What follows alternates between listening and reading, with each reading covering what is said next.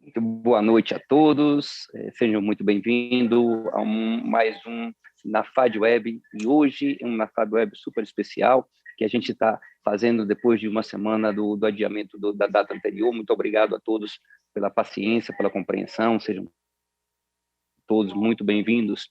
E hoje o tema é doença do refluxo gastroesofágico, dos consensos à prática clínica. Então a gente vai navegar por tudo isso aí. Quem vai ser o grande navegador disso aí, o capitão que nos vai fazer navegar por essas águas, é o Dr. Gerson Domingues, do Rio de Janeiro, muito conhecido de todos nós, um ícone da gastroenterologia, da motilidade brasileira. E quem vai debater hoje é um grupo muito seleto, inclusive aqui nós temos a doutora Rosa Ramos, da Argentina, assim, super conhecida na Argentina, assim, muito conhecimento para passar para a gente tem a nossa doutora Abadia Matoso, parceiraça aqui do NAFAD, o nosso grande Maurício Bavin, cria da casa, espetáculo de pessoa, amigo, e gastroenterologista e motilista, e quem vai moderar é o nosso presidente,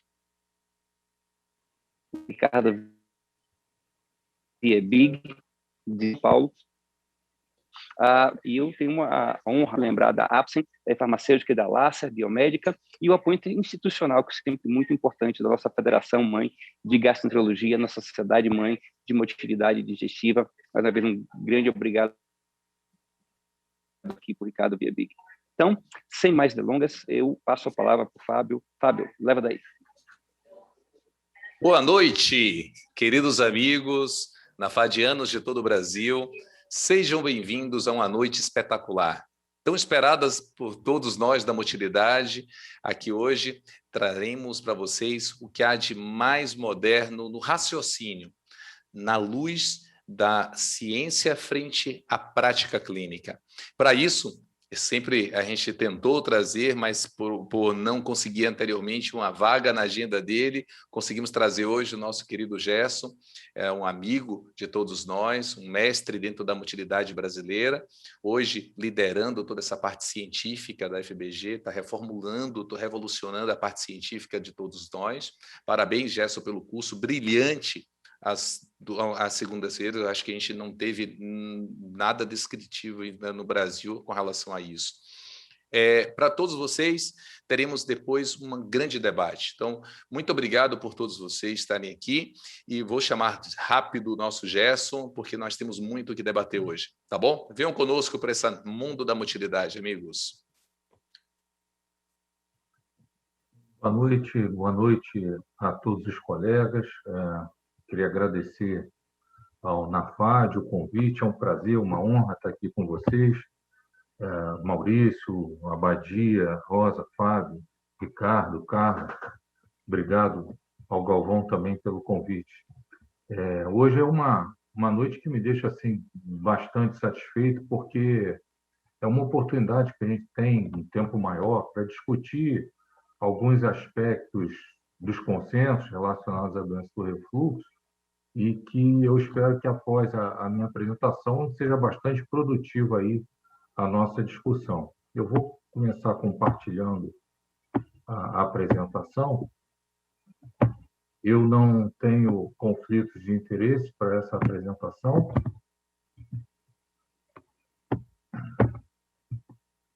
Essa é a nossa agenda para hoje, a base do consenso.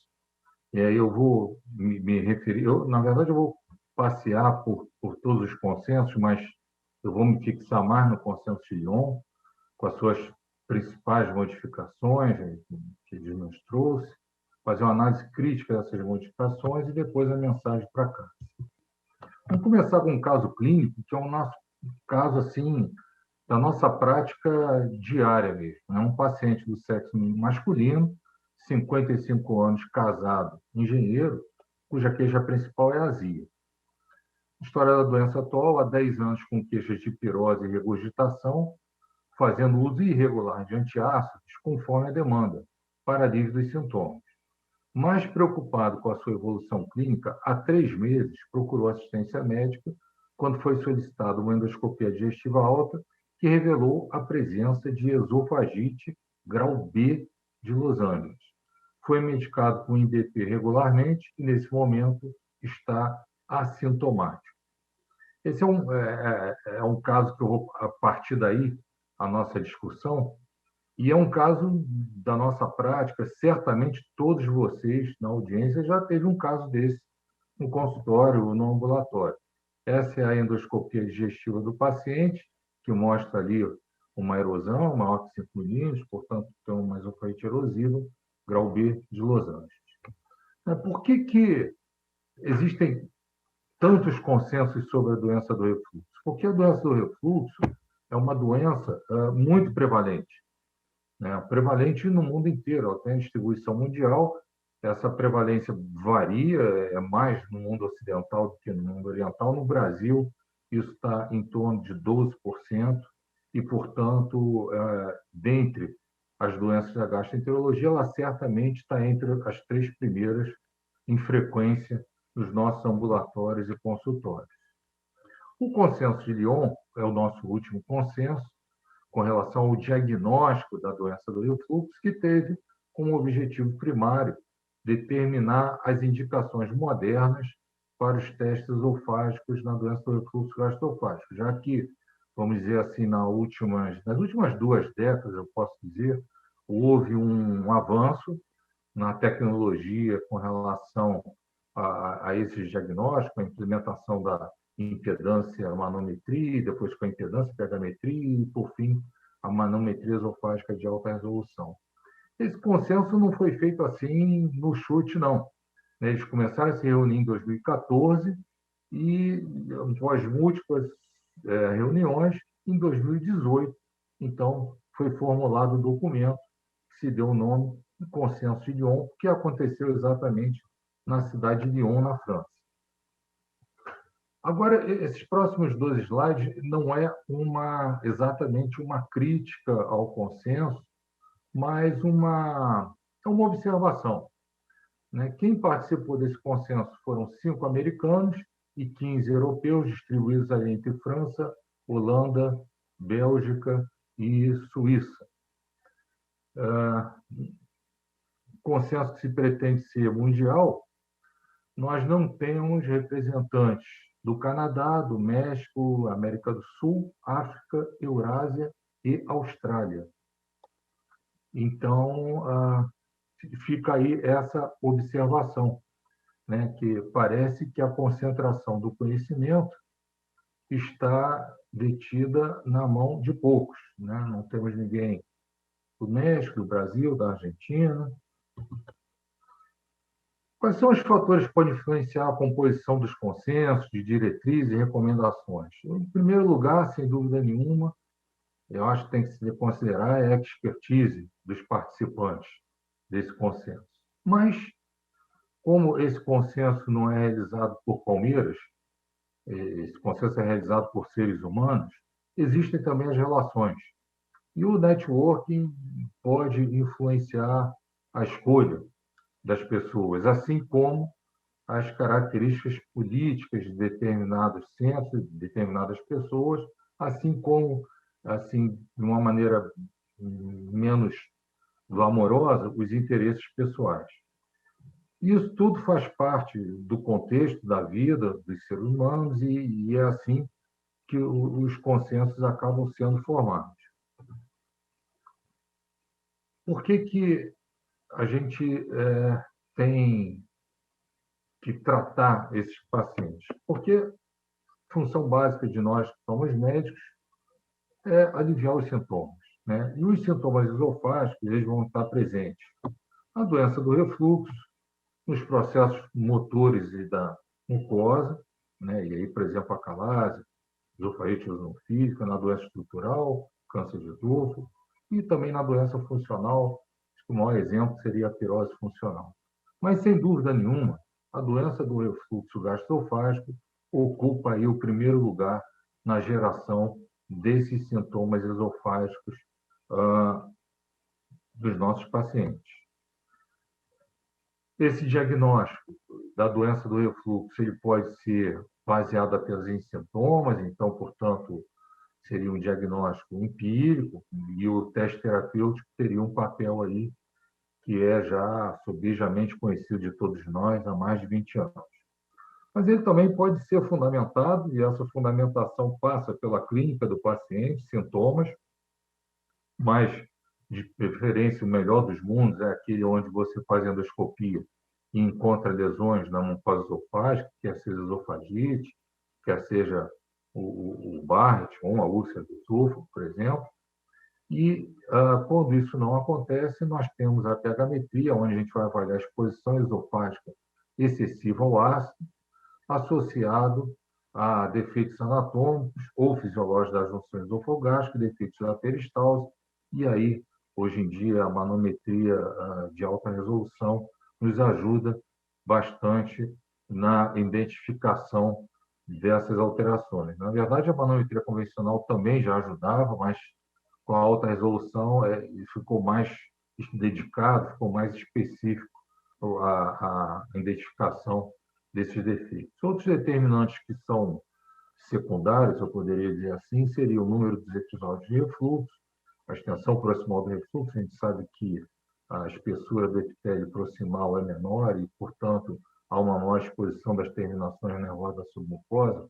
Então, essa extensão proximal pode determinar valor no diagnóstico desses pacientes. O pH do material refluído, e a gente sabe que hoje tanto o refluxo ácido como o refluxo não ácido é capaz de gerar sintomas, além das questões relacionadas à sensibilidade esofágica e as questões psicossomáticas, como, por exemplo, a hipervigilância cognitiva. Mas, começando pelos sintomas, o consenso de Montreal já nos aponta duas grandes síndromes, né? São sintomas esofágicos, como pirose e regurgitação, esses são sintomas típicos, e sintomas atípicos, como, por exemplo, a dor torácica. Dor torácica que pode ser muito semelhante ao que a gente tem na doença isquêmica do coração e, portanto, esse diagnóstico diferencial da emergência é muito importante. Talvez eu acrescentasse aqui também a disfagia, que pode estar associada a alterações motoras hipocontráticas ou hipercontráticas associadas à doença do refluxo, mas também já pode denunciar uma complicação da doença, como, por exemplo, a estenose ou adenocarcinoma do esôfago distal, naqueles pacientes que desenvolveram o Barrett. Nós temos sintomas extraesofágicos, né, que seria outra síndrome, algumas associações já bem estabelecidas, como tosse, faringite, asma, erosão dentária, e algumas associações propostas ainda carecendo de uma maior confirmação do ponto de vista clínico, como a faringite, a sinusite, a fibrose pulmonar e a otite média. Com base nisso, vários questionários relacionados à identificação, ao diagnóstico da doença do refluxo, e nessa correlação de sensibilidade e especificidade, a gente pode perceber que qualquer que seja o questionário aplicado, nós temos aí 70% de sensibilidade, mas aqui é uma sensibilidade, vamos dizer, razoável, mas 67% de especificidade, o que podemos dizer, a partir desses estudos, que a história atual e questionários não tem alta sensibilidade ou especificidade para o diagnóstico da doença do refluxo e, portanto, habitualmente, esse diagnóstico precisa ser suplementado com exames complementares. Uma palavra sobre o teste terapêutico. O teste terapêutico ele foi muito empregado e continua sendo, na verdade, não é que ele não possa ser empregado, mas tem que ser criterioso na sua utilização, porque nessas duas meta-análises que envolveu pacientes com pH-metria positiva, ou seja, com parâmetros numéricos anormais para a doença do refluxo, ou então endoscopia demonstrando esofagite, e quando aplicado o teste respiratório, o teste terapêutico a esses pacientes, a sensibilidade foi de 78% e 68%, e uma especificidade extremamente baixa, 54%, 46%. Portanto, o teste terapêutico, como teste diagnóstico único para a doença do refluxo, é uma utilidade muito limitada na prática clínica e ele deve ser utilizado em situações especiais, em particular nos pacientes que têm as manifestações extraesofágicas, ele não deve ser utilizado. Esses pacientes devem ser testados imediatamente. Então, 69% dos pacientes com esofagite e 49% dos pacientes com doença do refluxo não erosivo e 35% dos pacientes com endoscopia e pH-metria normais melhoram os sintomas com um curso de VP, o que já aí denuncia provavelmente um efeito placebo desse tipo de teste, né? Apesar de entretanto, o teste terapêutico, apesar de sua baixa especificidade e alta resposta placebo, é endossado por várias sociedades médicas em todo o mundo, inclusive a nossa, né? Então, ele com isso traz uma superestimação do diagnóstico da doença do refluxo e possivelmente um sobreuso dos inibidores de bomba protônica. O que eu quero dizer com isso é que talvez, em função desse efeito placebo, muitas pessoas estão sendo tratadas como refluxo, na verdade ela pode ter exatamente o que a gente chama de pirose funcional, né? Então, tem um valor, como eu já falei, muito limitado na avaliação das manifestações extraesofágicas. Então, quais seriam as reais indicações para a realização de testes nos pacientes com a doença do refluxo?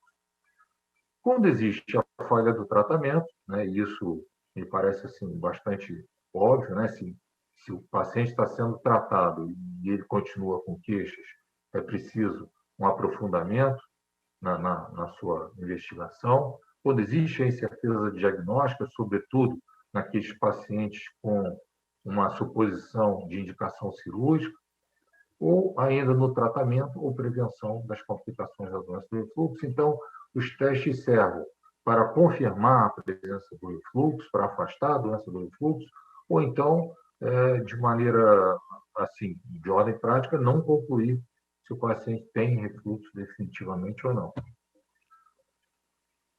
Tanto referente aos sintomas típicos como atípicos, a primeira linha do diagnóstico desses pacientes é a endoscopia. A endoscopia representa um exame, então, divisor de águas nos fenótipos da doença do refluxo. Então, a gente vai definir o fenótipo da doença do refluxo não erosiva ou o fenótipo da doença do refluxo erosiva. E, quando existe dúvida nesse sentido, existe uma segunda linha de exames que podem ser realizados, e aí a pH-metria convencional, a impedância pH-metria ou a cápsula Bravo, que é a pH-metria sem sonda, e ainda, como método auxiliar, a manometria convencional ou a manometria de alta resolução. O nosso consenso de Lyon, ele teve um avant-première, que foi uma atualização do consenso do Porto, em 2017, onde, naquele consenso, em 2017, ele já tornava ali os critérios patológicos da doença do refluxo, as esofagites, graus C e D, a estenose péptica e o epitélio de Barrett, isso a endoscopia, e a pH-metria de 24 horas, ou a impedância pH-metria, sem medicação, um tempo de exposição ácida no esôfago distal maior que 6%, e isso já ficou definido naquela ocasião. No outro extremo, na outra ponta, ele sugeria o refluxo não patológico, uma endoscopia normal, e um tempo de exposição ácida menor que 4%, e isso aí ninguém discutia muito. Nesse consenso do Porto, nessa atualização do consenso do Porto, ele classificava a esofagite grau A e B e um tempo de exposição ácida a pH-metria entre 4 e 6, como refluxo, mas necessitando considerar evidências adicionais, como o número de episódios de refluxo, a impedância basal, que começou a partir do estudo do Frazoni ser falada naquela ocasião, e, menos importante, os aspectos histopatológicos relacionados à esofagite microscópica ali nas biópsias do esôfago distal. E isso ficou assim, até então surgiu o consenso de Lyon, onde ele fundamenta esse moderno diagnóstico em exames, endoscopia, pH-metria ou impedância e a manometria de alta resolução, e mais uma vez, para não ser repetitivo, o refluxo patológico conclusivo é exatamente os mesmos parâmetros da atualização do Porto de 17, assim como a evidência contra o refluxo patológico, o tempo de exposição ácida menor que 4 e os episódios de refluxo menor que 40, que foi acrescentado. Uma evidência limítrofe ou inconclusiva, e aí ficou estabelecido dessa maneira a esofagite de graus A e B de Los Angeles, e um tempo de exposição ácida repetindo entre 4% e 6%, acrescentou aí o número de episódios definido entre 40 e 80.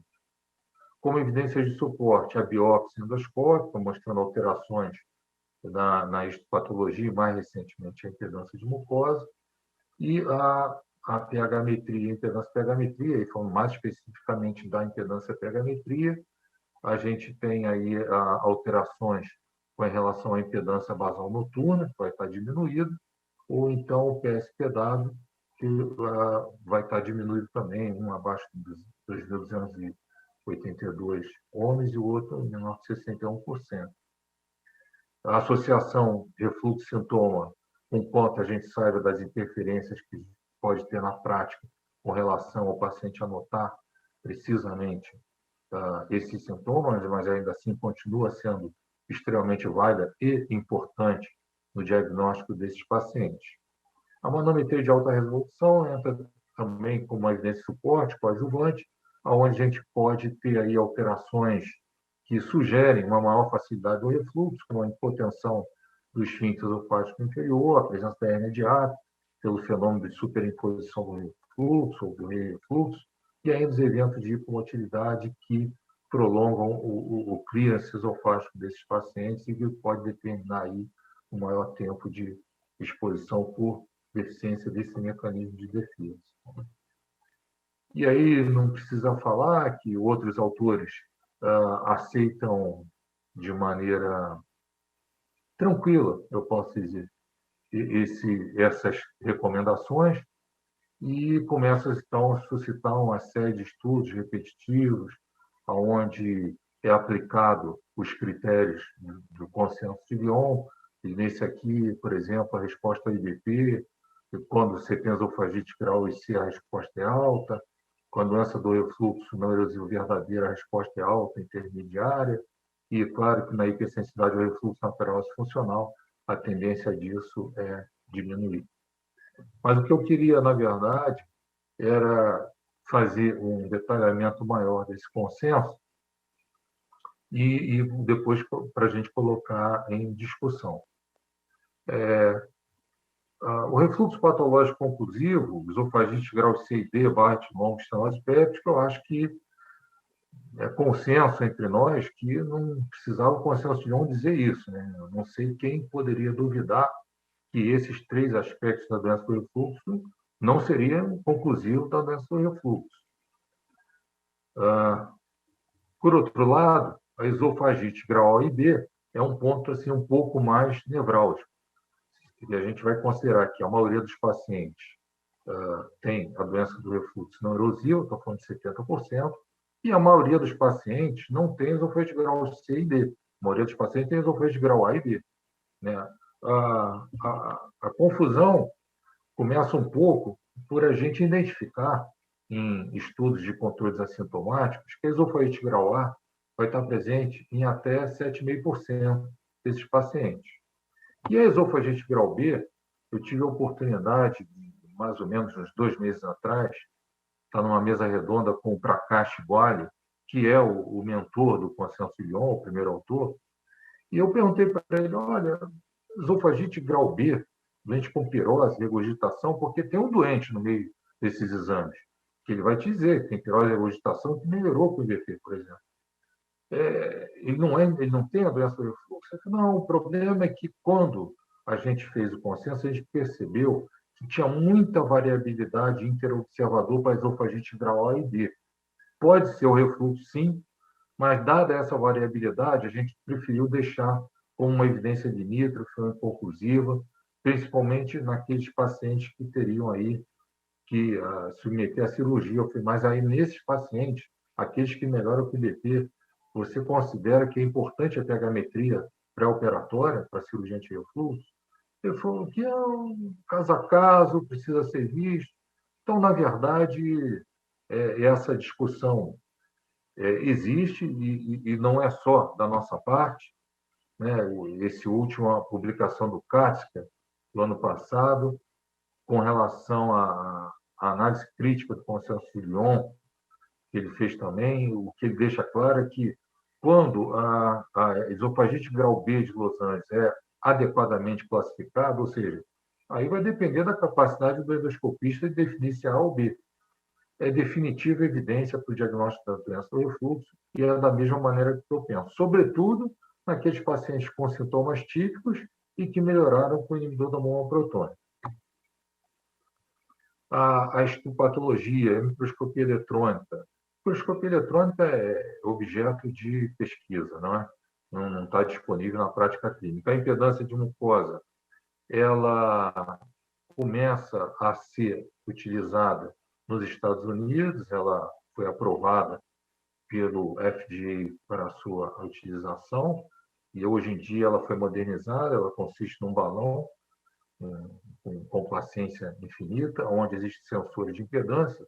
Esse balão é insuflado, esse sensor de impedância encosta na mucosa e dá esse padrão colorimétrico que nós estamos vendo aí, de normal, esofagite eosinofílica e a doença do refluxo. Claro que eles precisam estudar melhor essas características, você não pode ter apenas por um padrão colorimétrico, e essa era a crítica que eu sofria quando fazia a impedância, a manometria, que o traçado da manometria não existia uma mensuração, era um traçado visual e, portanto, poderia aí gerar conceitos diferentes conforme cada um olhasse um traçado. Da mesma maneira aqui, você não pode apenas numa plotagem colorimétrica definir se é uma doença do refluxo ou um padrão de normalidade.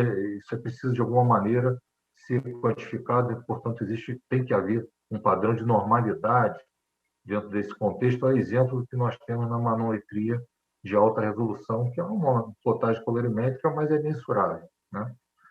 De qualquer maneira, para nós, essa questão da impedância de mucosa ainda é uma quimera, né? Não está ainda disponível ao alcance do nosso meio.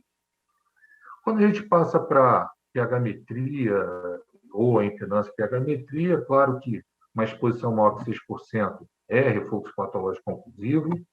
Se você tem associação positiva entre sintoma e refluxo, quer seja ácido ou não ácido, isso tem valor, assim como mais de 80 episódios de refluxo e, mais uma vez, um valor baixo de impedância basal do turno do PSPW.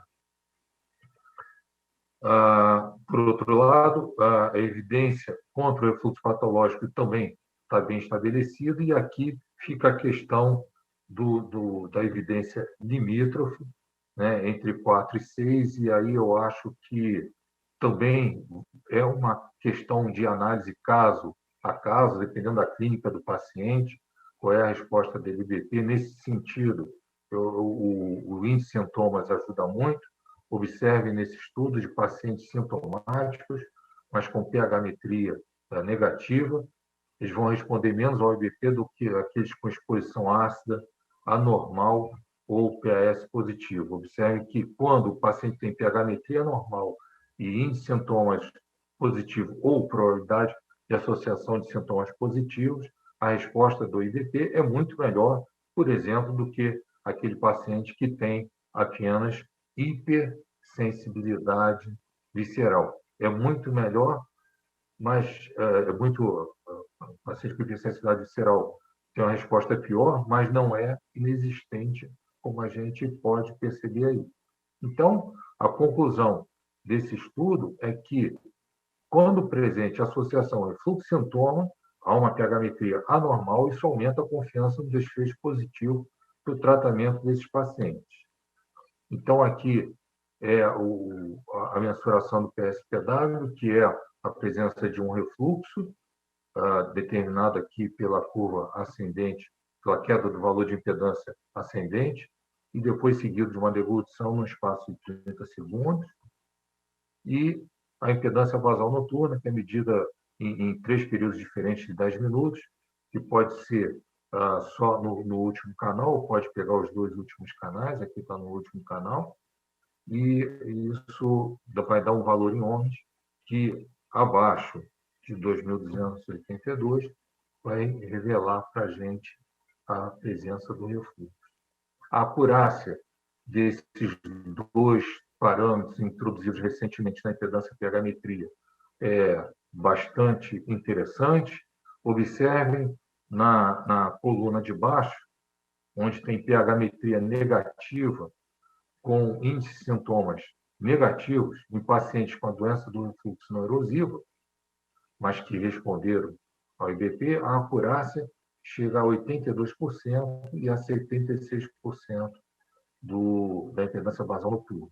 Quando você tem a pH-metria negativa e o índice de sintoma positivo, e aí a gente pode dizer que esse paciente teria aí a hipersensibilidade visceral, a acurácia do PSPW de 86% e da impedância basal noturna de 67%. Isso pôde gerar um espectro com relação ao PSPW e a impedância basal noturna, que é de 61% de 2.292, como já havia comentado, que faz uma diferenciação entre a doença do refluxo erosivo, a doença do refluxo não erosivo, a refratária e a pirose funcional. Observem que, nesse estudo do Frazoni, a hipersensibilidade esofágica ao refluxo, ele coloca do lado da doença do refluxo, e não do lado da pirose funcional, como foi estabelecido no nosso consenso de Roma 4. Então, nesse sentido, o consenso de Lyon vai um pouco ao encontro, ou de encontro, melhor dizendo, ao Roma 4, porque a pirose funcional, que é nenhuma evidência dos sintomas estão relacionados ao refluxo, e a hipersensibilidade ao refluxo, eu vou falar mais especificamente da hipersensibilidade ao refluxo, você tem evidência dos sintomas desencadeados por refluxo a despeito da exposição ácida normal, mas existirão pacientes onde você tem esse padrão de pH-metria normal com índice de sintomas positivo ou PAS positivo, mas com PSPW e uma impedância basal noturna anormais. E aí, como é que a gente vai resolver isso? Isso é uma doença do refluxo disfarçada, ou a gente está tendo aí uma sobreposição de uma doença funcional associada a uma doença do refluxo? E a pergunta é como tratar esses pacientes. Vamos tratar com IBP, com moduladores da sensibilidade visceral, com antidepressivo tricíclico, ou com os dois? Né? Então, esse é um ponto de questionamento. Essa evidência limítrofe ou inconclusiva, pela pH-metria, com essa janela cinzenta entre 4% a 6%, pode estar relacionado, talvez, a uma sobreposição entre normais e doença do refluxo sintomática, assim, esofagite. Na verdade, mais uma vez, o que eu acho que tem que ser feito com esses pacientes é não descartar a doença do refluxo, mas analisar caso a caso. A correlação clínica aqui vai ser muito importante para você definir se a gente está frente, então, a um paciente funcional ou um paciente efetivamente com a doença do refluxo que caiu ali dentro de uma área cinzenta. Né? Nenhuma estatística é absolutamente 100%. Né? Principalmente naqueles pacientes onde está deflagrado aqui pela endoscopia a presença de esofagite B. Então, doente com pirose e regurgitação, a endoscopia com esofagite grau B, que faz uma pH-metria e tem uma exposição entre 4 a 6, 5,5%, esse doente não tem refluxo, né? Sobretudo se ele vai melhorar com o IBP. Então, é isso que eu queria chamar a atenção. As indicações da pH-metria ou da impedância pH-metria sem BP é conhecida de todos nós, né? A gente vai avaliar o percentual de tempo total de pH 4. Nas indicações, talvez a mais importante é a doença do refluxo não comprovada, ou ainda que seja uma esofagite grau A, na endoscopia, sem pH-metria prévia positiva, aqueles pacientes que estão pressupostos para a cirurgia anti-refluxo. Nos sintomas atípicos, aqui eu volto a insistir que os pacientes mudou esse paradigma, os pacientes com sintomas atípicos devem ser prontamente investigados, né, e sintomas persistentes para aqueles pacientes que já operaram e que os sintomas se perpetuam. Com o inibidor de bomba protônica, e aí o melhor que seja a dose dobrada do IVP para aqueles que têm utilizado os IVPs convencionais, e aí a avaliação seria o percentual de tempo total de pegar menor que 4, vai ser indicado para aqueles pacientes que têm a doença do refluxo já sabidamente comprovada, mas que apresentam sintomas, e a correlação entre sintomas de refluxo persistente e episódio de refluxo, aí no caso da impedância, quer sejam ácidos ou não ácidos, é importante. Também serve para avaliar se a supressão ácida está adequada ou não, né? A questão do refluxo ácido e não ácido.